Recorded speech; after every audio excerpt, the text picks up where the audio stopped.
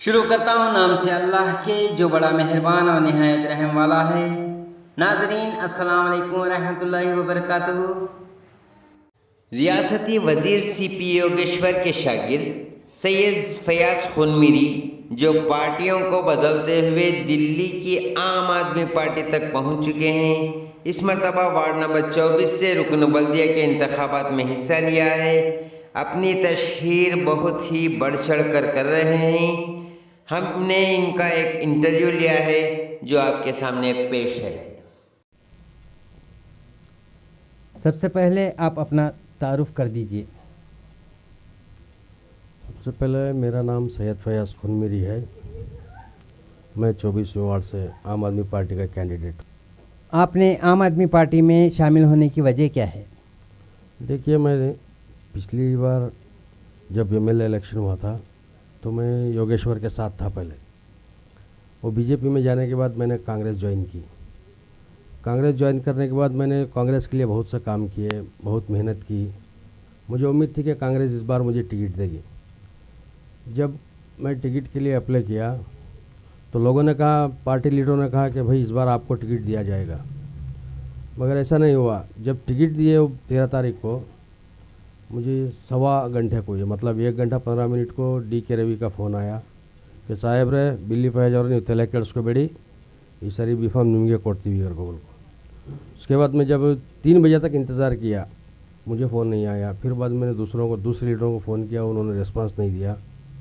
जब मुझे 4:30 बजे पता चला कि यहाँ एक माजी प्रेसिडेंट जो है उसके घर में बीफाम दिया जा रहा है, मैंने गाड़ी लेकर वहाँ पर गया। देखा तो मैं जाते ही उन्होंने कहा कि भाई आप गुस्सा मत करना, आप काम करिए, इंशाल्लाह अगली बार आपको पार्टी में कोई बड़ा पोस्ट दिया जाएगा। मैंने पूछा ऐसा आप क्यों कह रहे हो? उसने कहा कि ये हमने कुछ नहीं किया, हाईकमान ने बीफाम सादत को दे दिया। मैंने बस इतना कहा कि अगर देना होता आप सादत को ही देते तो मुझे बुलाते। हम दोनों ही थे कैंडिडेट, एस्पिरेंट जो थे सिर्फ 2 थे। आप कहते कि भाई हम सादत को बीफाम दे रहे हैं, आप इनके लिए काम करो, इनके लिए काम करके इनको जिता कर लाओ। ऐसा नहीं किया उन लोगों ने। मुझे गुस्सा आया। मैंने वहीं DK रवि को और दूसरे जो प्रेसिडेंट थे सुनील वगैरह, उनको कहा कि भाई आपने गलती की, मुझे आप इंडिपेंडेंट खड़े का मौका दे रहे हैं। ये कहकर मैं निकला। जब निकल के अपने घर की तरफ आ रहा था तो मुझे आम आदमी पार्टी वालों ने बुलाया। मैं भी घर तक नहीं पहुंचा कि उन्होंने मुझे बुलाकर कहा कि भाई आपके बारे में हमने जानकारी ली है, आप एक अच्छे वर्कर हैं, आपको हम बीफाम देना चाहते हैं, आप अगर हमारी पार्टी में ज्वाइन हो जाएं। तो मुझे हालात के हिसाब से मैंने सोचा कि अच्छा है, इतने वर्षों से जो मेहनत की कोई दूसरी पार्टी में, इस पार्टी में मुझे इनाम मिल रहा है। वो भी पार्टी नेशनलिस्ट पार्टी है केजरीवाल की।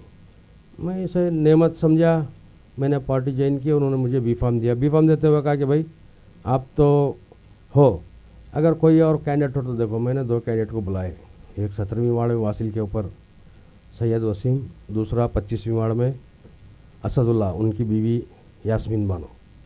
इन दोनों को लाए, ज्वाइन किए। हम तीनों को बीफाम उन्होंने दिया, हमने कंटेस्ट किया। इंशाल्लाह मेहनत तो कर रहे हैं, लोगों का साथ है।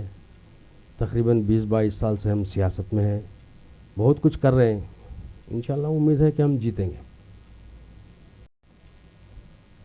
आपके मंसूबे क्या हैं?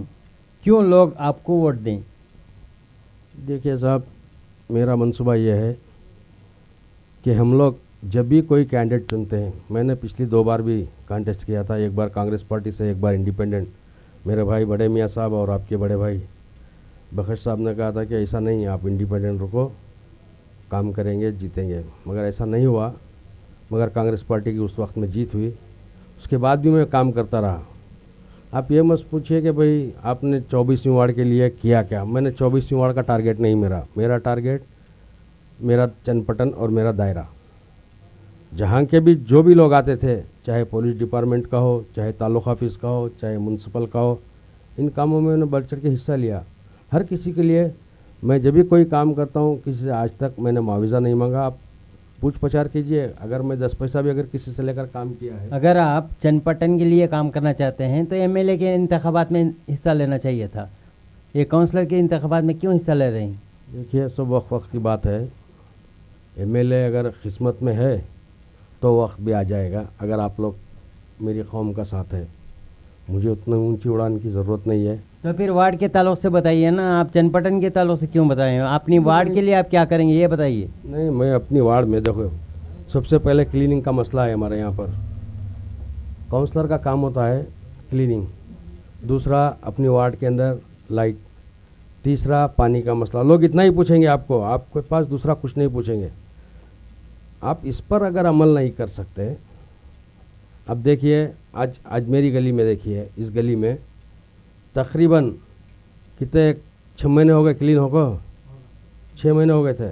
फिर बाद में मैंने हेल्थ इंस्पेक्टर को फ़ोन किया, वो आया क्लीन किया, मगर हालात इतने ख़राब हैं। आज क्लीन करो, फिर ऊपर रख के जाते हैं, उसको उठाते नहीं, फिर वो मोहरियों में जाता है, फिर यही इस तरह की हालत है। मैं इन सब चीज़ों से सिर्फ क्लीन, इन सब चीज़ों से मैं अपनी वार्ड में पाकी सफाई और पाक देखना चाहता हूँ। सिर्फ आप पाकी सफाई कराने के लिए काउंसलर बनना चाहते हैं? नहीं, सिर्फ पाकी सफाई नहीं, देखिए पानी का मसला आप जानते हैं, आप मेरी वार्ड में हैं, आपको कितने दिन में पानी मिलता है? 3 दिन में एक बार। ऐसी तो हालत हमारे गांव में पानी की तो इतनी सहूलत है, अगर 24 घंटे भी लोगों को पानी दिया जाए तो पानी कम नहीं होगा, इतना पानी है। मगर यहाँ क्या करें, पूछने वाला है कोई नहीं है। आते हैं, इलेक्शन होता है, जीतते हैं, जाते हैं। अगर मैं कुछ कहूँ तो कहते हैं कि भैया लोगों को भड़का रहा है, इसलिए लोग भी परेशान हैं उन लोगों से। अब पानी, मेरा मसला क्या है, 2 दिन में एक बार, 2 दिन में एक बार तो आना चाहिए। आज आया तो कल नहीं, परसों तो आना चाहिए। अभी देखिए रमज़ान के महीने में 4 दिन पहले पानी आया था, उसके बाद फिर आया, फिर 3 दिन हो गए, फिर आज आएगा या कल आएगा पानी। ये पानी का मसला। दूसरा रही बात लाइटों का मरम्मत, लाइटों की तो इतनी बुरी हालत है, हमने 1970-80 के हाल ज़िंदगी की तरह मालूम हो रहा है।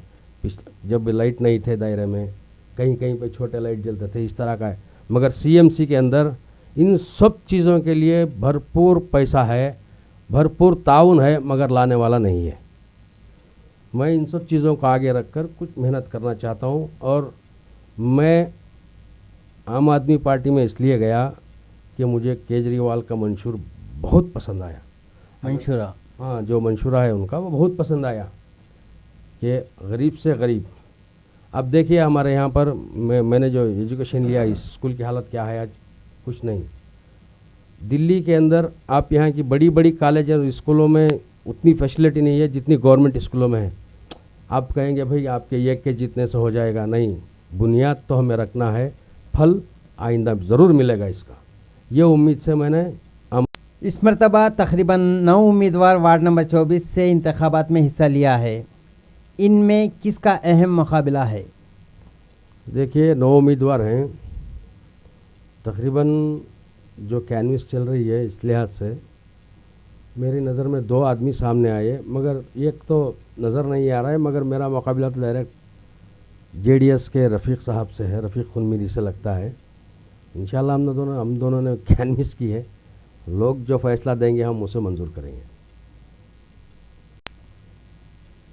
आप इतने बरसों से सियासत में हैं, आपने इस वार्ड नंबर 24 की बहबूदी के लिए क्या किया है?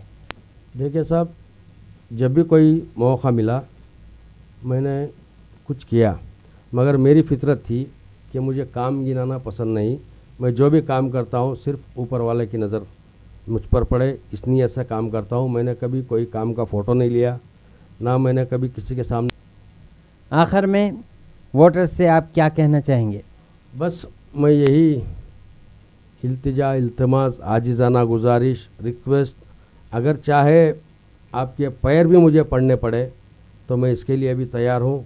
मुझे एक बार आप सब मिलकर मौका दीजिए, इंशाअल्लाह मैं आपके इस वोट, आपने जो मुझे वोट देंगे, मैं उस वोट पर आपको इस तरह के काम करूँगा, आप मुझे मरते दम तक याद रखेंगे। मैं इंशाल्लाह मैं ये भी कहना चाह रहा हूँ कि मेरा म्युनिसिपल इलेक्शन जो है ये आखिरी है, इसके बाद मैं इलेक्शन लड़ने वाला नहीं हूँ। इसलिए मैं हाथ जोड़ के आपके पैर पकड़कर गुजारिश करना चाहता हूँ कि मुझे सिर्फ एक मौका दीजिए। हम अल्लाह से ये दुआ करते हैं कि हमारी वार्ड वालों के दिल में हमारे लिए मोहब्बत पैदा करे और उनके जहनों में हमारे लिए वोट देने का इरादा डाले और वो मुझे वोट दे। अल्लाह से यही मेरी दुआ है। और वार्ड वालों से मैं आखिरी ये गुजारिश करना चाहता हूँ, एक बार मुझे मौका दीजिए। आप अगर मैं गलत हूँ तो आप मुझे सामने बुलाकर बोलिए कि तू गलत है, तू वोट के काबिल नहीं। अगर मैंने कहीं करप्शन किया है तो आप मुझे बुलाकर कहिए कि तू करप्टेड है, तेरे लिए वोट नहीं। आप अगर मुझ में कोई खामी है तो आप मेरी खामी को जाहिर कीजिए, मगर आस मत दिखाइए। मैं आपको फिर एक बार गुजारिश करता हूँ कि एक बार मौका दीजिए। मैं आपके इस मौके पर खरा उतरने की पूरी कोशिश करूँगा।